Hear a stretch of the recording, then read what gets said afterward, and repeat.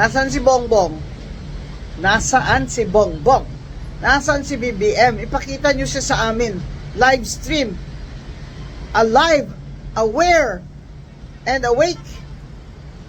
Kasi, pag yung diverticulitis na yan, diverticulitis,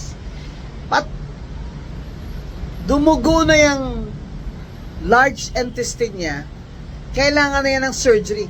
Pag nag-surgery si BBM, syempre general anesthesia yon. Aba, ayon sa ating batas, di ba? Temporarily incapacitated siya. And if he's temporarily incapacitated, the Vice President assumes office, hindi ba? Pwede ba yun?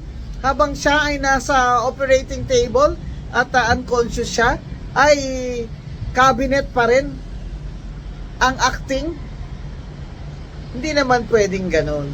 Kasi may constitution naman po tayo. Eh kung mamatay siya dyan sa operating table, pag unconscious siya dahil naka-under anesthesia siya, he is temporarily incapacitated and the Vice President must assume office. Bongbong.